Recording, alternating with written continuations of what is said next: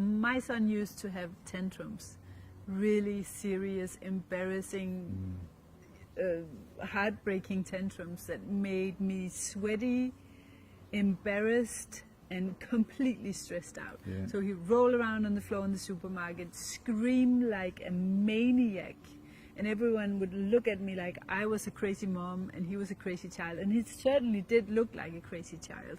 I didn't know then what was going on in his brain and in his biochemistry. Yeah.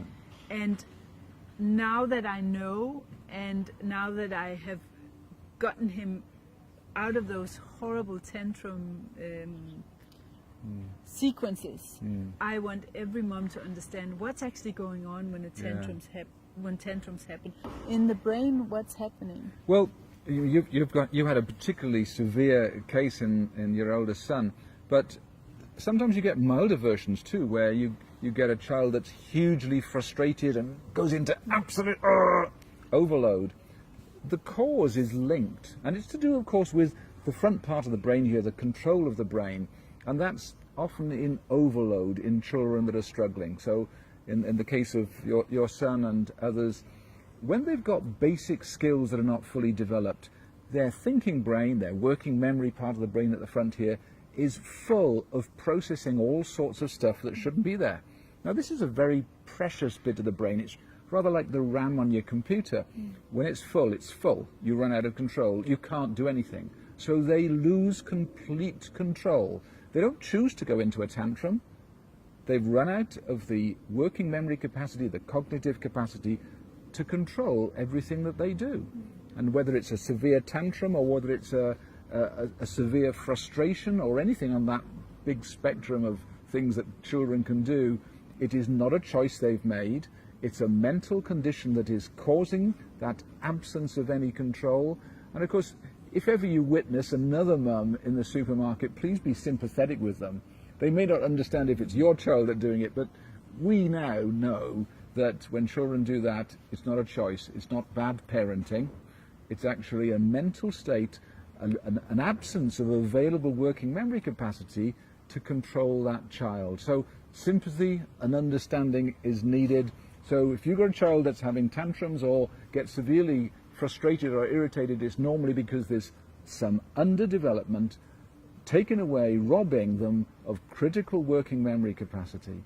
It's as simple as that, but of course the results are sometimes horrific. We sympathize with you. And also, so what I understood and the way I helped my child as well was that inflammation and reactions to artificial foods, processed foods, colorings, gluten, so food intolerances, and digestive issues and impaired balance in the microbiome, all of these things that's lifestyle and diet related, totally enhanced my son's tantrums. So it was such a shock for me to, in front of my eyes, to really to see that the way to deal with it was to clean up his diet, get rid of any processed foods, dairy, gluten, sugar, and artificial colorings, and just those simple steps calmed him down in the night when he was sleeping, but also eliminated his tantrums. And there's another thing that's happening more and more, and that is children are spending more time playing computer games. That's true. And they're just sitting there, their head is still, they're playing with the keyboard or the mouse, and there's no physical activity going on around their head. And that reduces the sensory information going in, and it is no doubt increasing tantrums and frustration in children. So if you've got a child that's playing you up more than you'd like, get them to do a lot more physical activities, and that's likely to develop the brain and increase their working memory capacity and reduce the problem a bit. So there are some things that you can do. All the best.